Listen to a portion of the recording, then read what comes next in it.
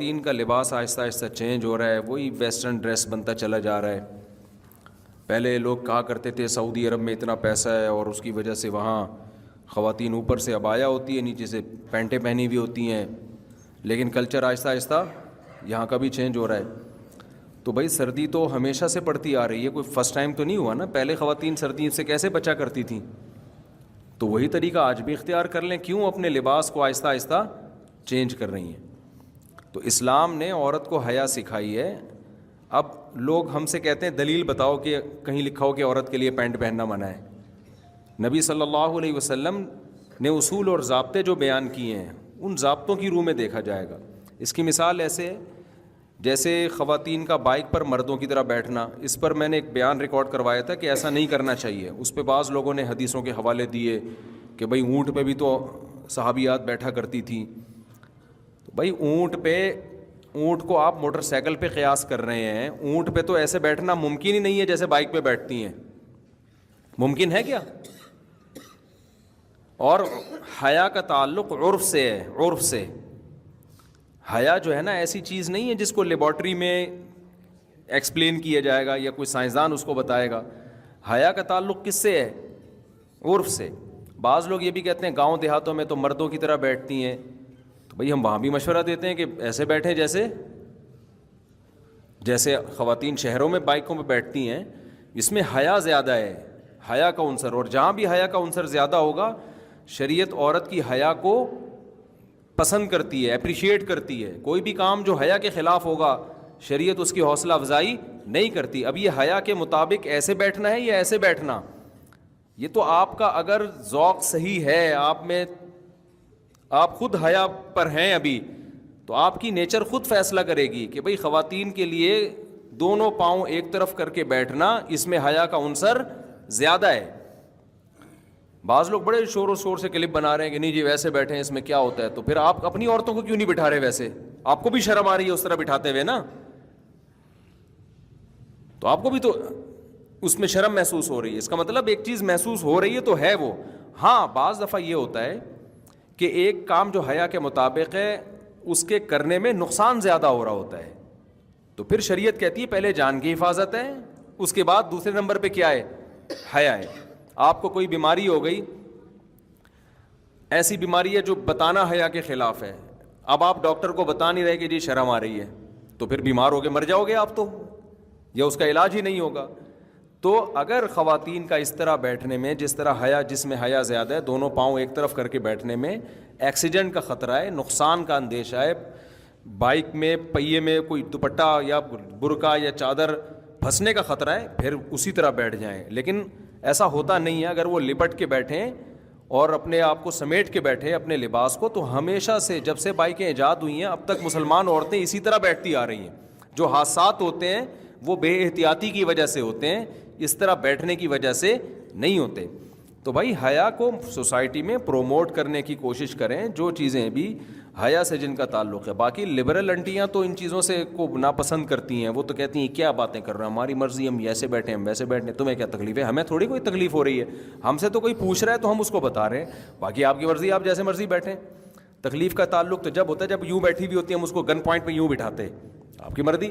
ہم سے according to اسلام کسی نے پوچھا ہے تو ہم بتائیں گے اکارڈنگ ٹو اسلام یہ پسندیدہ کام نہیں ہے. جو چیز حیا کے زیادہ قریب ہے اسلام اس کو زیادہ پسند کرتا ہے. سمجھتے ہو کہ نہیں سمجھتے ہو؟ تو اسی طرح جینز کی پینٹیں وغیرہ کا خواتین میں رواج بڑھ رہا ہے. اگر گھر میں کوئی نہیں ہے، میاں بیوی ہیں، وہ تو جو مرضی پہنے. لیکن بچے بڑے ہو گئے ہیں یا آپ گھر سے باہر جا رہی ہیں تو پھر یہ لباس، اور آسان لفظ کر کے کہہ دیتا ہوں ہلکا کر کے، کہ حیا کے تقاضوں کے پورے مطابق نہیں ہے. میں یہ بھی نہیں کہہ رہا بے حیائی ہے، اور ہلکا کر دیا ہم نے اس کو، ٹھیک ہے نا. لیکن اسلام عورت سے جس قسم کی حیا کا مطالبہ کرتا ہے اس معیار پہ بہرحال یہ لباس پورا نہیں اترتا. چست کپڑے عورت کے لیے شریعت میں پسندیدہ نہیں ہیں. رسول اللہ صلی اللہ علیہ وسلم نے فرمایا کہ صنفانی لم ارہما، دو میری امت میں گروہ ایسے ہیں جن کو میں نے نہیں دیکھا، لا یجدن ریح الجنہ وان ریحها لیوجد من مسیرۃ کذا وکذا، وہ جنت کی خوشبو بھی نہیں پائیں گے وہ دو فریق. ایک تو ظالم حکمران اور دوسرا آپ نے فرمایا کاسیاتن عاریاتن، وہ عورتیں جو لباس پہنی ہوئی ہوں گی اس کے باوجود اللہ کے ہاں برہنہ شمار ہوں گی، بے لباس شمار ہوں گی۔ کیوں بھائی؟ لباس جب پہنی ہوئی ہے تو بے لباس کیوں بھائی؟ اس لیے کہ وہ لباس ہونا نہ ہونا برابر ہوگا۔ تو علماء نے دو شرطیں بیان کی ہیں کہ دو چیزیں اگر لباس میں ہیں تو وہ ایسا ہی ہے جیسے بے لباس۔ ایک چست اتنا ہو کہ جسم کے اعضاء کا ابھار پورا واضح نظر آتا ہو، اتنا ٹائٹ، اور ایک اتنا باریک ہو کہ اسکن نظر آتی ہو، کھال نظر آتی ہو۔ تو یہ جو ٹائٹس پہن رہی ہیں لڑکیاں، خواتین پہن رہی ہیں، اس سے تو پورے جسم کا، اس کو تو فیشن بنا دیا جی۔ تو عورت کا لباس ڈھیلا ڈھالا ہونا چاہیے۔ تو اب آخرت پر اگر ایمان ہے تو بات سمجھ میں آئے گی، آخرت کو آپ نہیں مانتے تو بھائی آپ جیسا مرضی، جب آپ کا عقیدہ ہی نہیں ہے کہ آخرت میں ہمیں جواب دینا ہے اپنے لباس کے بارے میں، تو جو مرضی پہن لو پھر آپ۔ یہ تو ان لوگوں کے لیے باتیں ہیں جو اللہ اس کے رسول پر ایمان رکھتے ہیں، آخرت پر ایمان رکھتے ہیں۔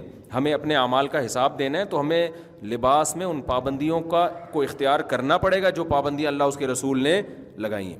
اب دیکھو، مرد کے لیے ہمیں گرمی لگ رہی ہوتی ہے، بعض دفعہ انسان کو قمیض پہننے میں بھی گرمی لگ رہی ہوتی ہے، لیکن اللہ نے پابندی لگا دی، مرد بھائی ناف سے لے کے گھٹنے تک اس جگہ کو چھپانا پڑے گا آپ کو۔ یہ اللہ میاں نے پابندی لگائی نا۔ گورے تو نیکر پہن کے گھوم رہے ہوتے ہیں، بڑے لوگوں میں بھی دیکھا ہے جو بڑا ذرا ماڈرن قسم کے ہوتے ہیں، چڈی وڈی میں بھی گھوم رہے ہوتے ہیں، کہہ رہے ہیں گرمی لگ رہی ہے، کیا ہے یہ ٹینشن مینشن۔ ہم کہتے ہیں بھائی ٹھیک ہے، آپ کو آخرت میں جواب نہیں دینا، ہم نے جواب دینا ہے، تو ہمیں اللہ نے پابندی لگائی ہے کہ جتنی بھی گرمی لگے ناف سے لے کے آپ گھٹنے تک کا ایریا آپ کو چھپانا ضروری ہے۔ تو اسی طرح عورت پہ بھی اللہ نے پابندیاں لگائی ہیں لباس کے بارے میں، تو عورت کو بھی ان پابندیوں کو فالو کرنا پڑے گا۔ سمجھتے ہو کہ نہیں سمجھتے ہو؟ اور دوسری بات یہ ہے کہ دیکھو، ابھی میں گیا ہوں وہاں یورپ میں، کتنی شدید سردی تھی، وہاں تو مائنس میں ٹیمپریچر ہے، تو لوگ کہہ رہے ہیں وہاں پینٹ شرٹ کے بغیر گزارا نہیں ہے، تو ہم تو شلوار قمیض میں گھومے وہاں پہ، ہمارا تو گزارا ہو رہا تھا۔ مردوں کے لیے پینٹ شرٹ پہننا حرام نہیں ہے، مردوں کے لباسوں کے الگ احکام ہیں، عورت کے لیے الگ احکام ہے، لیکن میں بتا رہا ہوں کہ سردی کی وجہ سے پینٹ شرٹ اس کا کوئی کانسیپٹ نہیں۔ آپ وہ پہن لیں، انر پہن لیں آپ، اور اندر آپ وہ پہن لیں ہائی نیک پہن لیں، بہت ہوتی، اور جیکٹ پہن لیں آپ، تو اندر پہن لیں۔ تو خواتین بھی اگر کوئی سردی زیادہ لگ رہی ہے اوپر شلوار پہن لیں، اندر کوئی انر پہن لیں، وہ سمجھ میں آ رہی ہے بات؟ اس کے لیے پینٹ ہی پہننا کیوں ضروری ہے؟ اور اگر پینٹ پہننی بھی ہے کسی خاتون نے تو پھر اوپر جو لباس ہے نا وہ ڈھیلا ڈھالا ہو، وہ نیچے تک آئے، شرٹ نہ ہو پھر اوپر۔ جیسے بعض دفعہ انسان انر پہن لیتا ہے یا کوئی ٹائٹ پہن لیا، اس کے اوپر پھر کرتا، خاتون جو ہے نا وہ پھر کرتا ایسا پہنی ہوئی ہو کہ وہ کرتا کور کر رہا ہو اس کو، پھر گنجائش ہے اس میں۔ سمجھ میں آ رہی ہے بات؟ تو پینٹ پہننے کے بعد پھر شرٹ نہ ہو، بلکہ اس کے بعد کیا ہو، کوئی ایسا کرتا ہو جو نیچے تک آ رہا ہو، تاکہ وہ جو جسم کے جو ہے وہ چھپ جائے، مقصد تو چھپانا ہے نا۔ اللہ اکبر۔ آگے ہے بھئی مزار بنانا کیسا ہے؟ مطلب کچھ صحابہ کرام کے بھی غالباً مزار ہیں جو مزار بناتے ہیں، ان کے بارے میں کیا رائے ہے؟ مزار بنانا حرام ہے، صحابہ کرام کے جو مزار بنے ہوئے ہیں تو جس نے بنائے غلط کیا۔ نبی صلی اللہ علیہ وسلم نے، صحیح مسلم کی حدیث ہے، حضرت علی کو حکم دیا کہ جو قبر ایک بالش سے اونچی نظر آئے، پکی نظر آئے، اسے گرا دو۔ تو اسلام میں پکی قبر بنانا بھی جائز نہیں ہے اور ایک بالش سے اونچی بنانا بھی جائز نہیں ہے۔ اگر کسی صحابی کا بنا ہے تو جس نے بنایا وہ اس نے بھی غلط کیا۔ سمجھتے ہو گی نہیں سمجھتے؟ ایک وہ شخص جس کو علم ہو اور عمل نہ کرتا ہو، اور ایک وہ شخص جس کو علم ہی نہ ہو تو عمل بھی نہیں کرتا، دونوں برابر ہیں؟ نہیں بھائی، دونوں برابر نہیں ہیں۔ علم کے بعد بھی عمل نہ کرنا زیادہ بڑا گناہ ہے، لیکن گھنا بن کے علم ہی نہ حاصل کرنا تاکہ عمل نہ کرنا پڑے، یہ نیت سے اگر کوئی علم سے بس رکتا ہے تو پھر وہ زیادہ بڑا گناہ گار ہے۔ ایک تو ہے کہ بیچارے کو معلومات کے ذرائع نہیں تھے، علم ہی نہ ہوا، اس لیے ناسمجھی میں برائی کرتا رہا۔ ایک ہے جان بوجھ کر علم حاصل کرنے کی کوشش کرتا ہی نہیں ہے، تو یہ وہ زیادہ بڑا گناہ گار ہے۔ کیا آن لائن قرآن پڑھانا اور اس کی اجرت لینا جائز ہے؟ جی ہاں، قرآن ٹیچنگ کی اجرت لے سکتے ہیں۔ بعض لوگ اس کو بھی ناجائز کہتے ہیں۔ اصل میں جب انسان کو خود کسی چیز کی ضرورت ہوتی ہے نا تو بڑے ہیلے نکال رہا ہوتا ہے، لیکن جب مذہب کو ضرورت ہوتی ہے تو فتوے لگا رہا ہوتا ہے کہ یہ مولویوں نے ٹیچنگ کر کے قرآن کی اجرت کو حلال کر دیا، یوں کر دیا، امام کی تنخواہ لینا جائز ہے. جن لوگوں نے کہا نا امام کی تنخواہ لینا جائز نہیں ہے، وہ 4 امام بھی ایسے نہیں پیدا کر سکے جو بغیر تنخواہ کے نماز پڑھا رہے، اس سے نمازیں ضائع ہونا شروع ہو گئی. تو 7ویں صدی ہجری میں یہ علماء نے فتویٰ دیا تھا کہ بھئی اب لوگوں میں دین کا وہ جذبہ نہیں رہا ہے. اب اگر امام پراپر سیلری لے کے نہیں پڑھائے گا نا تو کوئی ذمہ داری پوری نہیں کرے گا، اور آہستہ آہستہ مسجدیں بند ہونا، امامت ختم ہونا شروع ہو جائے گی. تو ان کو مذہب کی فکر تھی علماء کو کہ دین کو بچانا ہے. تو امام شافعی کی رائے تھی چونکہ امام کے لیے تنخواہ لینا جائز ہے. امام ابو حنیفہ کے نزدیک نہ تعلیم قرآن کی اجرت لینا جائز ہے، نہ امام کے لیے تنخواہ لینا جائز ہے. لیکن فقہ حنفی میں بھی فتویٰ پھر امام شافعی کے قول پہ دیا گیا کہ بھئی اسلام کو بچانے کے لیے امام شافعی کے قول کا سہارا لینا پڑے گا، ورنہ اسلام ہی ختم ہو جائے گا. تو امام حنیفہ کا قول جس دور میں تھا اس دور میں لوگ میں دین کا جذبہ بہت زیادہ تھا. اب لوگ بڑی بڑی باتیں تو کرتے ہیں کہ نہیں جی وہ ہمیں دے دو نا امامت، ہم کریں گے، میں بغیر تنخواہ کے پڑھاؤں گا، میرا اپنا بزنس ہے. تو 4 دن پڑھائے گا، 5ویں دن مارکیٹ سے شارٹ ہو جائے گا. یہ ہمیں تو تجربہ ہوا نا، لوگ بڑی بڑی باتیں کر رہے ہوتے ہیں، آپ ایسا ایکچولی یوں ہم کر لیں گے، یوں کر لیں. بھائی پھر جب بھکاری بن کے مانگتے رہو بیٹھ کے، لوگ ایسے کر رہے ہوتے ہیں. ہمیں بھی کچھ لوگوں نے آفر کی آپ یہ کام شروع کریں. میں نے کہا ہمارے پاس پیسے تو ہے نہیں. کہہ رہے پیسے ہم کر لیں گے، پہلے 2 بھائی لا کے آپ پہلے ایڈوانس میں دے دو، اس کے بعد ہم شروع کریں گے. کہہ رہے ہیں ایڈوانس میں نہیں، آپ کریں تو صحیح. بھائی کرنے کے بعد نہیں آئے تو کیا ہم کشکول لے کے بھاگیں گے؟ کیا بھکاری بنیں گے؟ ابھی میں نے گائے خریدی ہے نا، اپنے گھر کے لیے خریدی، بزنس کے لیے نہیں خریدی میں نے. گائے کا دودھ نکل رہا ہے 14 کلو. اب ہمارے گھر کی ریکوائرمنٹ سے وہ زیادہ ہے، باقی دودھ کا کیا کریں؟ اب ظاہر ہے گائے کا روزانہ چارے کا بھی خرچہ، اور گائے پالنے کے لیے ایک ملازم بھی پالنا پڑتا ہے آپ کو، اس کی اپنی تنخواہ. تو میں نے کیلکولیٹ کیا، میں نے کہا تو بہت مہنگا پڑ رہا ہے. تو اس کا حل یہی ہے کہ جو دودھ بچ جائے وہ کیا کرو، بیچ دو بھائی. تو کسٹمر محلے والے آ گئے، 1 کلو ہمیں چاہیے، 1 کلو ہمیں چاہیے. ہم نے کہا ٹھیک ہے ایڈوانس پیسے دے دیں آپ. میں بڑا میں اللہ کا شکر ہے کنجوس نہیں ہوں. میرے دوست احباب سے آپ پوچھ لو، وہ کہیں گے میرے بارے میں انشاءاللہ شہادت دیں گے، اللہ نے چاہا تو، بڑی بات نہیں. وہ کہیں گے یہ بندہ کنجوس نہیں ہے. الحمدللہ معاملات میں میں بہت لچڑ ہوں، معاملات، کیونکہ ہم نے تجربے کر کے دیکھ لیے. یا تو فری پھوکٹ میں 2 دن تو ہم نے بانٹ دیا، فری پھوکٹ میں 2 دن جو گائے کا دودھ نکلا نا خوب دبا کے بانٹا ہے، یہ لے بھائی تو بھی پی لے، لے بھائی. اب تیسرے دن اب بانٹنا شروع کر دیں تو پھر ہم خود بینک میں رکھے ہوئے ہوں گے کسی دن. اتنا پاؤں پھیلاؤ نا جتنا افورڈ کر سکتے ہو. تو گائے خریدی ہے نا، زکوٰۃ میں تھوڑی ملی ہے ہمیں کوئی. تو گائے جب دودھ دے گی تو گائے کا چارہ کبھی کھا کے دیکھو، پتہ چلے گا ایک فیملی کے بجائے جتنا گائے اکیلے کھاتی ہے. پھر ملازم کو بھی تنخواہ دینی ہے. تو ہم نے کہا بزنس کی نیت نہیں ہے، جو ریٹ مارکیٹ میں دودھ کا چل رہا ہے اسی ریٹ پہ ہم کیا کر دیں گے. تو اب بعض لوگ آئے، کمیٹی والے بھی، فلانے بھی، ڈمکانے بھی. تو ٹھیک ہے جی مفتی صاحب 1 کلو ہمارا بھی اپنے خادم کو بول دیں 1 کلو ہمارے یہاں پہنچا دیں. میں نے کہا پہنچا دے گا، پیسے بھی دے دیں آپ. انہوں نے کہا دے دیں گے. میں نے کہا بھائی پیسے پہلے، کیونکہ پاکستان ہم ٹینشن سے بچنا ہے. ہم نے ٹینشن، مہینہ ختم ہو گیا پیسے مانگتے پھر رہے ہیں، فون کر رہے ہیں، بھائی اگلا فون نہیں اٹھا رہا. ہمارا تو پھر اور بھی غم ہے زمانے میں محبت کے سوا. تو پاکستان میں تو اصول یہ ہے کہ بھائی ایڈوانس پیسے پکڑو، اس کے بعد پھر دودھ پہنچانا. پھر میں نے کہا اگر گائے نے دودھ دینا بند کر دیا نا تو ہم آپ کے پیسے واپس کر دیں گے. یہ آسان ہے حل. پیسے نکلوانا، ٹینشن، فون کرو، یہ نہیں ہوتا بھائی ہم سے. تو میں نے اس خادم کو بول دیا 1 قطرہ بھی بغیر ایڈوانس پیسوں کے کسی کو دینے کی اجازت نہیں ہے. باقی جو صدقہ کرنا ہوگا وہ ہم اپنی مرضی سے کریں گے نا، وہ آپ کے مشورے تھوڑی کریں گے.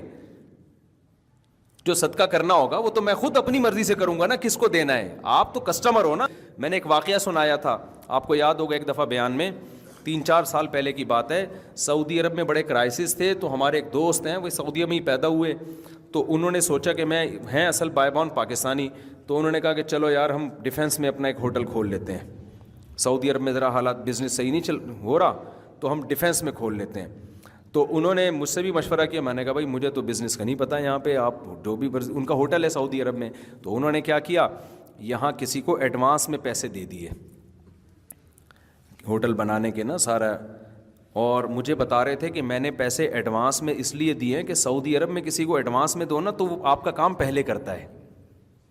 سعودی عرب میں آج کسی نے ویڈیو بھیجی کہ سعودی عرب میں حکومت نے اعلان کیا 3 گھنٹے لائٹ نہیں ہوگی.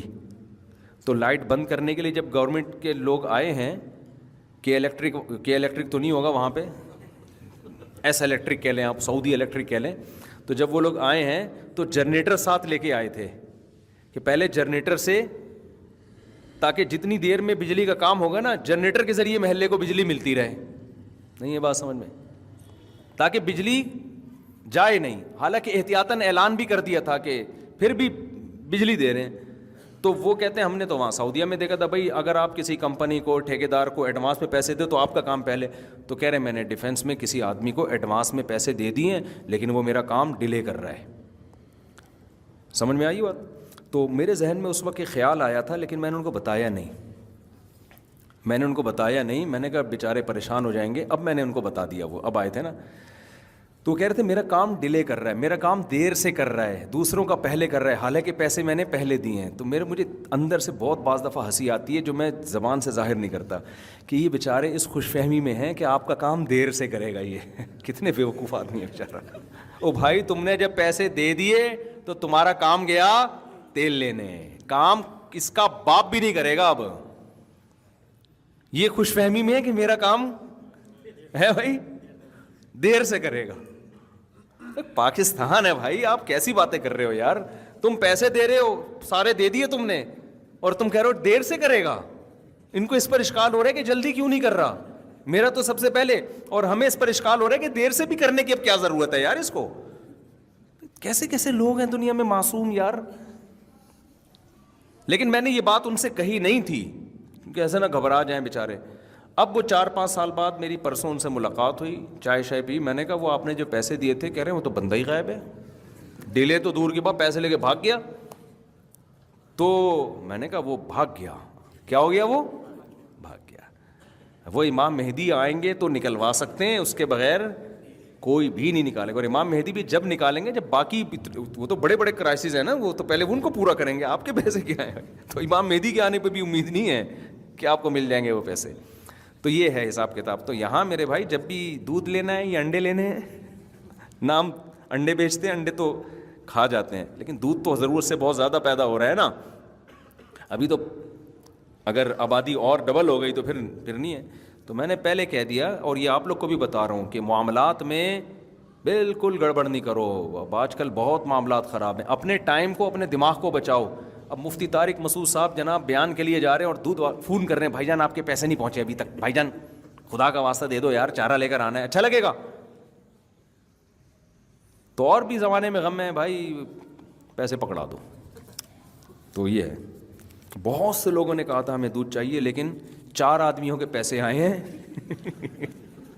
تو 4 کلو دودھ جو ہے نا, خادم کو میں نے کہا ان لوگوں کے گھر پہنچا دینا. کتنے ہنسی خوشی زندگی گزر رہی ہے. دیکھو اگر میں نے یہ ایڈوانس میں پیسے نہ لیے ہوتے نا تو میں ایسے ہنس ہنس کے یہ واقعہ نہیں سنا رہا ہوتا. میں سنا رہا ہوتا, اب مجھے ٹینشن کہ 4 کلو گیا, کل 8 کلو جائے گا, پتہ نہیں پیسے آئیں گے کہ نہیں آئیں گے. یہ حساب کتاب. ہمارے ایک دوست نا ٹیوشن پڑھاتے, انگلش پڑھاتے تھے, وہ 7,000 فیس تھی ان کی. یہ بات ہوگی 2008 یا 9 میں. تو جو اچھا ان کے گھر میں پانی, وہ پیٹ ویٹ ان کا خراب رہتا تو پانی خریدتے تھے, وہ اچھا والا پانی نیسلے کا یا ایکوافینا وغیرہ خریدتے تھے. اب کیا ہے کہ جو اسٹوڈنٹ آتے ہیں نا وہ پانی بہت پیتے تھے, تو انہوں نے کیا کیا, وہ پڑھانا چھوڑ دیا, ان کو نکال دیا. میں ایک دن گیا, میں نے کہا یار تم نے ٹیوشن پڑھانا چھوڑ دیا, کہہ رہے ہیں کم بخت 7,000 فیس دے رہے ہیں, 8,000 کا پانی پی رہے ہیں میرے گھر سے آ کے. کہہ رہے ہیں فیس 7,000 دے رہے ہیں, پانی کتنے کا پی رہے ہیں, کہہ رہے ہیں 8,000 کا تو پانی پی جاتے ہیں. اب کہہ رہے ہیں میں پانی سے منع بھی نہیں کر سکتا کہ یار پانی تو ایسی چیز نہیں ہے نا کہ منع کرے انسان. تو معاملات میں نا انسان بہت اسٹریس میں جاتا ہے, ڈپریشن میں جاتا ہے. اور معاملات میں نہ دوسرے کا کھاؤ اور نہ اپنے آپ کو ایسا بناؤ کہ دوسرا آپ کو چونا لگا کے چلا جائے, دوسرا آپ کے کھائے. دونوں طرف سے ریلیکس رہو, کسی کے کھاؤ بھی نہیں. گھر والوں کے ساتھ جو شادی شدہ لوگ ہیں نا, وہ اپنا معاملہ اپنی بیوی کے ساتھ ایسا رکھیں, بیگم یہ تمہارے بیسک خرچے ہیں, یہ میرے ذمے ہیں, یہ میں نے پورے کرنے ہیں چاہے کچھ بھی ہو. تو دوسرے کا کھا نہیں رہا نا, اپنی ذمہ داری پوری کر رہا ہے. اور بیگم کو کہاں سے کتنا ملا, کیا ملا, ابا سے کتنا ملا, بھائی نے کتنا دیا, اس کی جیب پہ نظر بولو مت. یہ خاندانی ہونے کی علامت.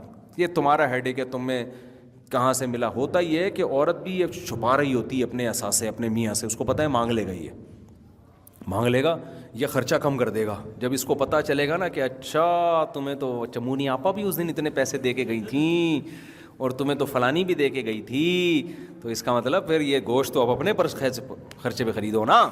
یہ بھی لچڑ ہونے کی علامت۔ خاندانی بننا چاہتے ہو، بیگم تمہارے پاس کروڑوں ہیں اربوں ہیں، کہاں سے کیا آ رہا ہے یہ تمہارا ہیڈیک ہے، ہم اپنی ذمہ داری کیا کریں گے پوری۔ پھر بیگم خاندانی ہوگی تو وہ خود آپ کا خیال کرے گی، وہ خود آپ کو گفٹ دے گی، بھائی مجھے اتنے پیسے مل رہے ہیں تو میں کبھی بھائی کو گفٹ دیتی ہوں، بہن کو، تو آج یہ گفٹ، یہ گھڑی سونے کی کس کے لیے؟ یہ آپ کے لیے۔ پھر اچھا بھی لگتا ہے، محبت بھی۔ جہاں دوسرے کی جیب پہ نظر اور اپنی ذمہ داری میں ڈنڈی، وہاں رشتے بھی خراب ہوتے ہیں اور ٹینشنیں بھی پیدا۔ اور آپ کو ایک بات بتاؤں میں کہ انسان جتنے بھی ڈپریشن میں ہے نا، جب ان کی گوروں نے ہسٹری جمع کی نا، تو ایک ڈپریشن تو ہوتی ہے پیسوں کی کمی کی وجہ سے، لیکن زیادہ تر جو ڈپریشن لوگوں میں ہوئی ہے نا، تعلقات خراب ہونے کی وجہ سے۔ پیسوں کی کمی برداشت ہو جاتی ہے، لیکن جو ریلیشن خراب ہوتے ہیں نا، دیکھو انسان کو اللہ نے اکیلا نہیں رکھا ہے کہ اکیلا رہے وہ۔ کچھ جانور ایسے ہوتے ہیں نا، گروپ کی شکل میں رہتے ہیں۔ چیونٹیاں اکیلی رہتی ہیں یہ لائن بنا کے اور پورے گروپ کی شکل میں۔ کچھ جانور ایسے جو اکیلے، ان کو کوئی نہیں اس سے کہ دوسرا ان کے ساتھ ہے یا نہیں ہے، اکیلے زندگی گزرتی ہے ان کی۔ بعض جانور ایسے پورے گروپ کی شکل میں رہتے ہیں، آپ ان کو گروپ سے الگ کرو گے مر جائیں گے وہ۔ مکوڑے گروپ کی شکل میں، تبھی مکوڑے خوراک کے لیے نکلتے ہیں نا، ایک لال بیگ ان کو الٹا نظر آ جائے نا، کاکروچ، تو ایسا نہیں ہوتا وہ اکیلا ہی گھسیٹ رہا ہے اس کو، یا وہیں گھنا بن کے کھا رہا ہے کہ ابھی موقع ملا بیٹا پیل دے اس کو، فوراً اپنے ساتھیوں کو فون کرے گا وہ۔ آپ تجربہ کر کے دیکھو، کسی لال بیگ کو الٹو، اور لال بیگ کے لیے کوئی گناہ ہوا ہوتا ہے نا، اللہ اس کو الٹ دیتے ہیں، یہ اتنی بڑی سزا ہے، قیامت آ جاتی ہے، کم بخت سیدھا نہیں ہو پاتا وہ۔ تو یہ پتہ نہیں، کچھ سے ہم بچپن میں دیکھتے ہیں نا، ہم نے کہا یار اس بیچارے سے کوئی گناہ ہوا ہے، تو وہ الٹا ہو کے وہ اتنی ٹانگیں کسی کام کی نہیں اس کی، پھر وہ سیدھا نہیں ہو سکتا وہ۔ تو یہ اللہ نے دوسری مخلوق کے خوراک کے لیے کیا ہوتا ہے، ورنہ لال بیگ کس کو قریب آنے دے۔ تو جیسے ہی مکوڑا جاتا ہے وہ ایسا نہیں کرتا کہ چپکے سے کھا لے، دوستوں کو پتہ نہ چلے، بس یار اب تو موج مستی ہے، نہ سب سے پہلے فون کرے گا، ابے وسیم تو بھی آ جا، غفار تو بھی آ جا، ستار تو بھی آ جا، ابے میل بھی فیمیل بھی سارے، ایک مکوڑا آتا ہے، اس کے بعد جو مکوڑوں کی اور چیونٹیوں کی لائن لگتی ہے نا، وہ لال بیگ تو لفٹ ہی نہیں کرا رہا ہوتا، اس کو ایک کو تو یوں کر کے مارتا ہے، وہ ہٹا، وہ بیچارہ دور جا کے گرتا ہے، لفٹ ہی نہیں کراتا لال بیگ کہ یہ میرا کیا بگاڑے گا۔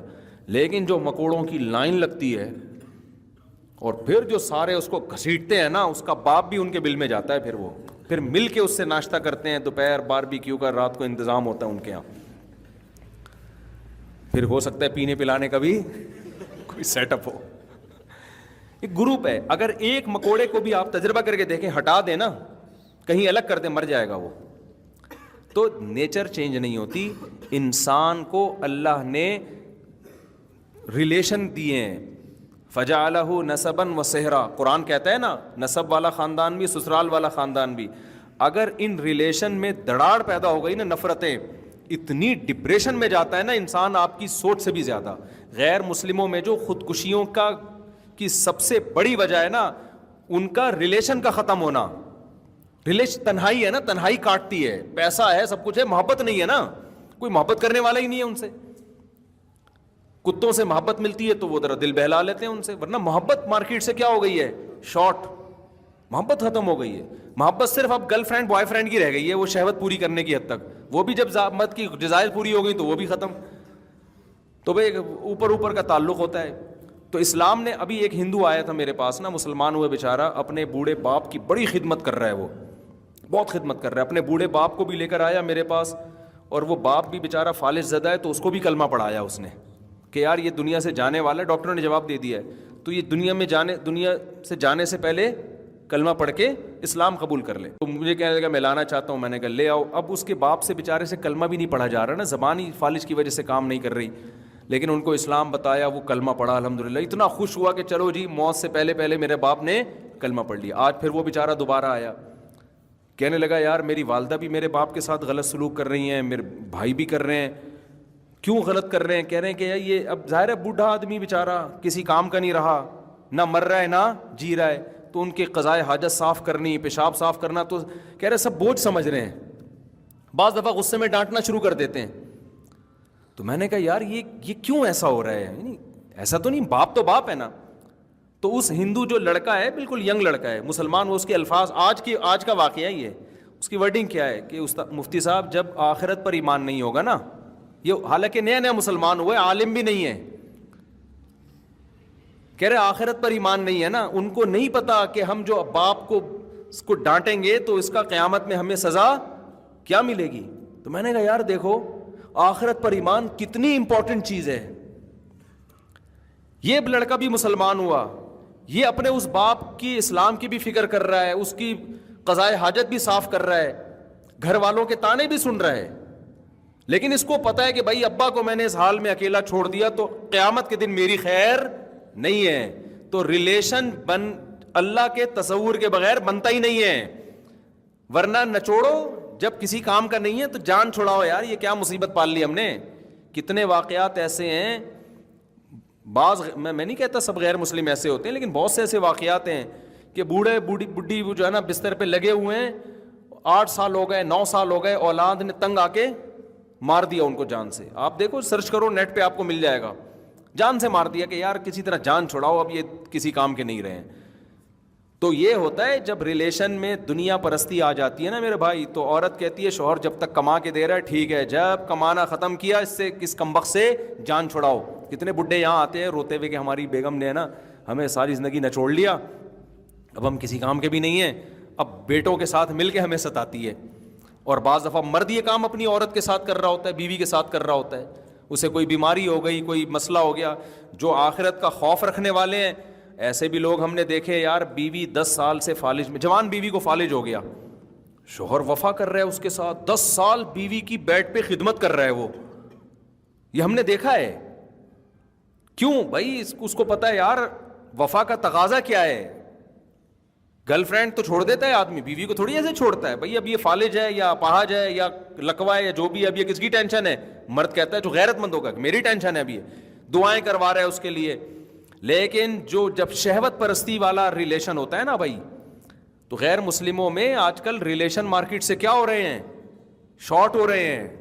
ہو سکتا ہے کسی غیر مسلم کو میری بات پہ غصہ ہے، میرے خلاف کلپ بنا دے، لیکن میں اس غیر مسلم کو دعوت دوں گا تم آؤ مسلمانوں کی سوسائٹی میں بھی آؤ، اور پھر اپنے سوسائٹی کو دیکھو، تمہیں بہت زیادہ فرق نظر آئے گا. میں نہیں کہہ رہے سارے مسلمان اچھے ہوتے ہیں، سارے غیر مسلم خراب ہوتے ہیں، بات میجورٹی کو دیکھا جاتا ہے. تو آخرت کا خوف ہے، ہمیں پتہ ہے بھائی ہم اپنے باپ کو گھر سے نہیں نکال سکتے، ہم اس کو جھڑک بھی نہیں سکتے. اب بوڑھے آدمی ہے، وہ ظاہر ہے فالج ہے، وہ اس نے بستر پہ ہی قضائے حاجت کر دی، بستر پہ یہ کر دیا، تو بیوی کو غصہ آ رہا ہے، نہیں ڈانٹ سکتے بھائی، وہ تو پیشنٹ ہے، اس کا تو آپ نے کیئر کرنی ہے. اچھا یہی چیز جب پروفیشنل بیسس پہ ہوتی ہے تو بڑے اچھے اخلاق ہو جاتے ہیں. یعنی ہسپتال میں نرس کا رویہ بڑا اچھا ہوگا، کیونکہ وہ اس کو بھائی تنخواہ اس بات کی ملتی ہے، تو لوگ اس سے بڑے متاثر ہوتے ہیں کہ ان کی نرسیں اتنی تمیز سے. بھائی وہ تو اس کا جو وہ تو پروفیشن ہے نا، وہ تو اس کا پیشہ ہے، تو پیشے میں تو سبھی اچھے ہو جاتے ہیں. بغیر پیشے کے صرف اللہ دیکھ رہا ہے، کوئی جج کرنے والا نہیں ہے. پھر آپ اچھا سلوک کرو. اس کو جیسے حدیث میں آتا ہے کہ دائیں ہاتھ سے صدقہ کیا، بائیں کو پتہ بھی نہیں چلا، یہ صرف اللہ کے خوف سے ہی ہوگا اور اللہ ہی کو خوش کرنے کے لیے ہوگا. تو ریلیشن اللہ کے تصور کے بغیر، اسلام کے بغیر ریلیشن صحیح معنوں میں وجود میں آنا بڑا مشکل ہے میرے بھائی. مسلمان ٹھیک ہے 4 شادیاں کی باتیں بھی کرتے بھی ہیں، لیکن جو صحیح مذہب کو فالو کرے گا نا وہ گرل فرینڈ نہیں بنائے گا، پھر وہ بھی اس کی بیوی کو پتہ ہوگا کہ یہ بیویاں ہی ہیں، اس کے علاوہ کوئی نہیں ہے. اور جو مذہب کو فالو نہیں کرتے، کتنے آپ دیکھیں حالات جا کے لبرل لوگوں کے یہاں خراب ہو گئے ہیں. شوہر کو بیوی پہ اعتماد نہیں ہے، عورت کو شوہر پہ اعتماد نہیں. تو ایسے اچھی بات کی کہ یورپ میں جو مسائل ہیں نا وہ اتنے ڈینجرس ہیں کہ میں اور آپ اس کا تصور بھی نہیں. ہمارے ہاں مسائل کیا آتے ہیں؟ ساس بہو کی لڑائیاں ہو رہی ہیں، مفتی صاحب میں پریشان ہوں، میری اماں میری بیوی پہ ظلم کر رہی ہے، میری بیوی میری اماں کی نہیں مانتی، یہ فلانا، میری بیوی میری خدمت نہیں کرتی، بیوی کہہ رہی ہے مجھے صحیح طرح خرچہ نہیں دیتا، یہ پھڈے چل رہے ہیں۔ وہاں کے پھڈے یہ نہیں ہے میرے بھائی، یہ غریب لوگوں کے، نیچ گھٹیا قسم کے، ہم جیسی پست قوموں کے۔ وہاں یہ ہوتا ہے کہ پتہ نہیں رات کہاں تھی، سمجھ رہے؟ اور عورت کو یہ ہوتا ہے پتہ نہیں کہاں رنگ رلیاں منا رہا ہے بھائی، 3 دن سے گھر نہیں آیا، اللہ خیر کرے۔ سمجھ میں آ رہی ہے بات؟ ریلیشن گئے تیل لینے۔ تو اور اب یہ بھی ہمارے یہاں بھی یہی آتا جا رہا ہے آہستہ آہستہ۔ اتنے کیسز تو اب آنا شروع ہو گئے ہیں، اتنے کیسز کہ اب چھوڑو، برائی کا تذکرہ بھی برائی ہوتی ہے، اس سے برائی پھیلتی ہے۔ تو ریلیشن جو ہے نا، ریلیشن، اس کو سب سے زیادہ فوکس کیا کرو میرے بھائی، اور یہ مذہب کے بغیر ممکن نہیں ہے۔ اللہ کا خوف جب تک نہیں ہوگا رشتے نہیں نبھاتا، اور پھر محبتیں بھی نہیں ملتی انسان کو۔ اگر آپ 1 نمبر چلو گے نا دنیا میں، اس کا بڑا فائدہ پتہ ہے کیا ہوگا؟ آپ کو دوست 1 نمبر ملیں گے۔ نیک بننے کا سب سے بڑا فائدہ پتہ ہے کیا ہوتا ہے؟ انسان کو دوست کیسے ملتے ہیں نیک؟ دیکھو ہم نہیں دعویٰ کرتے، میں کبھی بھی دعویٰ نہیں کرتا کہ میں نیک ہوں، نہ میں یہ کہتا ہوں کہ میں برا ہوں۔ ایک دن میں نے بڑی تواضع کی، میں نے کہا میں کب کہتا ہوں میں نیک آدمی ہوں، میں کب کہتا ہوں میں بہت اچھا ہوں؟ ایک آدمی اتنا بدگمان ہوا، کہہ رہے یار جب آپ اچھے ہی نہیں ہیں تو پھر کیوں بیان کرنے بیٹھ گئے یہاں پہ یار، ہم تو آپ کو اچھا سمجھ کے سن رہے تھے۔ تو میں نے کہا بھائی میں نے یہ کہا ہے کہ میں نیک نہیں ہوں، میں نے یہ تو نہیں کہا کہ میں برا ہوں۔ میں نے کہا میں نے کبھی دعویٰ نہیں کیا، اب میں اچھا ہوں برا ہوں اللہ جانے، آپ کو اس سے کیا کرنا ہے بھائی؟ دعویٰ نہیں کرتا تو دعویٰ تو کرنا بھی نہیں چاہیے نا۔ تو لیکن اتنی بات ہے، چونکہ ٹوٹی پھوٹی کچھ گیٹ اپ اللہ نے نیک وہ لوگوں والا دے دیا، اور 2 نمبری الحمدللہ مجھے نہیں یاد پڑتا میں نے کبھی کسی کے ساتھ کی ہو، تو اس کا بڑا فائدہ کیا، ہمیں دوست کیا مل گئے؟ خاندانی۔ اب میں جو کتنے واقعات آپ کو سنا رہا ہوں نا، کہ پیسے دے کے مارکیٹ سے بندہ شارٹ، لیکن جب آپ 1 نمبر رہتے ہو تو پھر آپ کو دوست، اب ایسے دوست ہمارے پاس ہیں کہ 1 روپیہ کیا کروڑوں روپے بھی ہم ان کو دے سکتے ہیں، اور حساب بھی نہیں لیتا میں۔ ایسے لوگ بھی ہیں، ایسے خاندانی لوگ ملے ہمیں کہ یار یہ پیسے آپ رکھو، جہاں لگانے لگاؤ، حساب بھی نہیں چاہیے ہمیں، ہمارے پاس، کیونکہ ہمیں پتہ ہے کہ بندہ کہیں نہیں جانے والا۔ تو جب آدمی 1 نمبر طریقے سے چلتا ہے نا، دوسرے کو آپ پر اعتماد آتا ہے، اور پھر آپ کے ارد گرد 1 نمبر لوگ اکٹھے ہونا شروع ہو جائے۔ اور آپ اگر چونے لگانے والا، اس کے ادھر سے گھسیٹا ادھر سے گھسیٹا، تو پھر آپ کی قسمت میں ریلیشن بھی ایسی ہی ملتی ہے آپ کو۔ وہ ادھر رشتے جب کرنے جاتے ہیں، جھوٹ بول کے شادیاں کر رہے ہوتے ہیں نا، تو جھوٹ بول کے آپ شادی کر رہے ہو، آپ سے جھوٹ بوٹ پہ کہانیاں چل رہی ہوتی ہیں، اور پھر ساری زندگی جھوٹ ہی بولنے پر زندگی گزر جاتی ہے۔ سچ بولو گے شادی دیر سے ہوگی، ہوگی کیا؟ خاندانی ہوگی، ہوگی خاندانی۔ اچھا میرے بھائی، عیسائی لڑکی سے شادی کا کیا حکم ہے؟ کیا عیسائی اہل کتاب ان سے شادی کے بارے میں کیا حکم ہے؟ اللہ میاں نے ہمیں یہودی اور عیسائی عورتوں سے شادی کی اجازت دی ہے۔ 2 شرطیں ہیں کہ یہودی ہو، عیسائی ہو۔ کیا مطلب؟ بائبل کو اللہ کا کلام مانتی ہو، چرچ جاتی ہو، یعنی مذہب کو ملحد نہ ہو، ایتھیس نہ ہو۔ کیونکہ آج کل بہت سے عیسائی ویسے اپنے آپ کو عیسائی کہتے ہیں، لیکن جب آپ گہرائی میں جاؤ گے تو عیسائیت کو مانتے نہیں ہیں۔ تو اتنا ضروری ہے کہ حضرت عیسیٰ علیہ السلام کو پیغمبر مانتی ہو، اور چرچ نہ بھی جاتی ہو لیکن جانے کو اپنے مذہب کے مطابق ثواب سمجھتی ہو، بائبل کو اللہ کا کلام مانتی ہو، حضرت موسیٰ کو پیغمبر مانتی۔ اور یہودی میں بھی اہل کتاب میں یہی ہے کہ وہ تورات کو اللہ کا کلام مانتی ہو، سمجھتے ہو نا؟ یعنی ایتھیس نہ ہو، صرف نام کا یہودی نہ ہو، کہ لڑکی جو ہے نام کی یہودی نہ ہو۔ جیسے آج بہت سے مسلمان نام کے مسلمان ہیں، لیکن ان کو اس سے کوئی غرض نہیں حج کیا ہوتا ہے، عمرہ کیا ہوتا ہے، وہ کہتے ہیں بھائی ہم نہیں مانتے خدا ہے، لیکن آئی ڈی کارڈ میں مسلم لکھا ہوا ہوگا انہوں نے۔ تو پہلی شرط تو یہ کہ کیا ہو، واقعی سچی مچی میں کرسچن یا یہودی ہو۔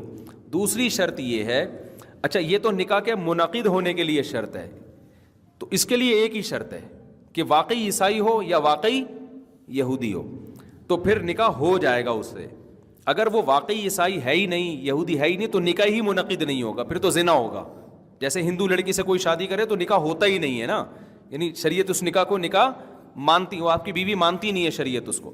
لیکن یہودی یا عیسائی لڑکی سے نکاح کریں گے تو شریعت اس نکاح کو نکاح مانے گی۔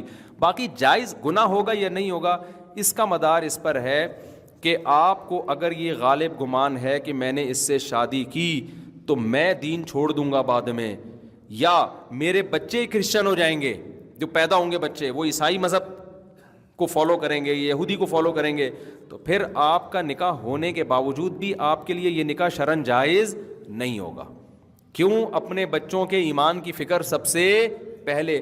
تبھی قرآن مجید میں جہاں اللہ نے یہودی یا عیسائی عورت سے شادی کی اجازت دی، وہیں اللہ نے یہ بھی بتا دیا وَمَن يَكْفُرْ بِالْإِيمَانِ فَقَدْ حَبِطَ عَمَلُهُ، ایمان کے ساتھ جو کفر کرے گا نا، یعنی ایمان لانے کے بعد، تو اس کے اعمال برباد ہو جائیں گے۔ تو اس کا خیال کرنا کہ اپنے ایمان سے ہی اپنی اولاد کے ایمان سے ہاتھ نہ دھو بیٹھو، کیونکہ یورپ میں بعض لوگوں نے عیسائی لڑکی سے شادی کی ہے، پھر بچے پیدا ہوئے تو بچے چر جا رہے ہیں، پھر وہ تو یہ نہیں ہو سکتا۔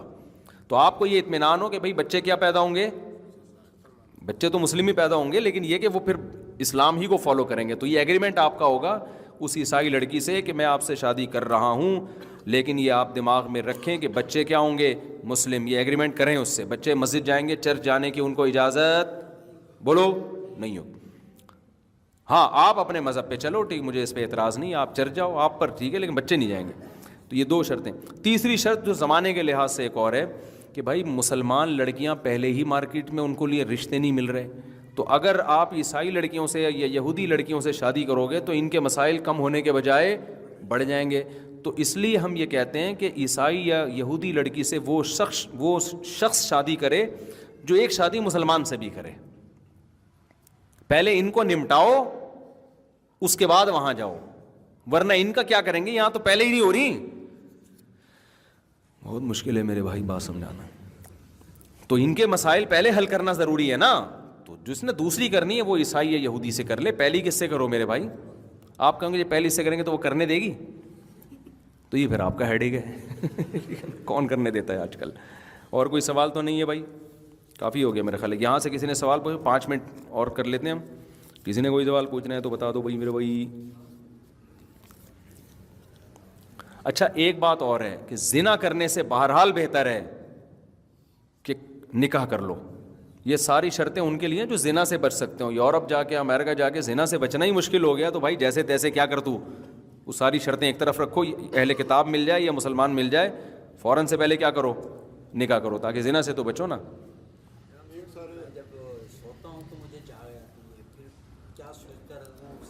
یہ تو دیکھیں ڈاکٹر کو بتائیں نا۔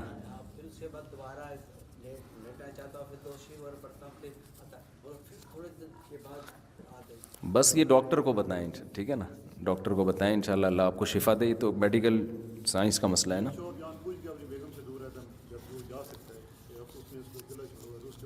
ایک آدمی جان بوجھ کر اپنی بیوی سے دور رہتا ہے تو جائز نہیں ہے نا، گناہ کی بات ہے، اس کا حق ہے کہ آپ رات اس کے ساتھ گزاریں، غلط ہے۔ شریف آدمی ہمیشہ بیوی کے ساتھ ہوتا ہے رات کو۔ چلو بھائی،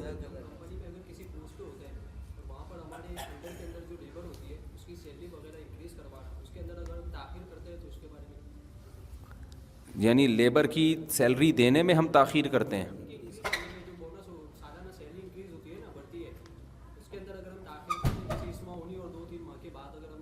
تو وہ تو لیبر سے پوچھیں نا، ان کو وہ اس پہ راضی ہیں یا نہیں ہیں؟ نہیں راضی نہیں ہے تو پھر دیں، ان کو ٹائم پہ دیں۔ قرآن میں ہے نا کہ جو اپنا حق لیتے ہیں اور دینے میں ڈنڈی مارتے ہیں۔ تو جب لیبر سے کام لے لیا تو اب تو آپ پر جب اس کی سیلری لازم ہو گئی ہے تو اب جتنی تاخیر کریں گے گناہ گار ہوں گے، فوراً دینی پڑے گی ان کو۔ معاملات میں تو بھائی ایک نمبر رہے آدمی، جس کا حق ہے نمٹائے فوراً سے پہلے، کوشش کرو ایڈوانس میں ہی دے دیا کرو، جب دینے ہی ہیں تو پہلے ہی دے دو نا۔ راشن والے کو تپایا ہوا ہوتا ہے دبا کے، پورا مہینہ سودا لیا، پھر وہ جب مانگ رہا ہوتا ہے بھئی اب پیسے دے دو، تو اگلا سودا لانے سے بالکل پہلے ایک دن پہلے دے رہے ہوتے ہیں، کیونکہ پتہ ہے کہ ورنہ دے گا ہی نہیں ہے۔ تو یار جو ابھی ہے تو آپ پہلے سے دینا سیکھو نا، اس سے خود بھی سکون والی زندگی گزرے گی آپ کی۔ مالک مکان کو کرایہ دینا ہے تو 5 تاریخ کو دینا ہوتا ہے تو پہلی کو دے دو، تنخواہ تو مل گئی، تو کیوں 5 تک ڈیلے کر رہے ہو یار، اس کو پہلی کو دے دو، اس کو کیا خیال ہے؟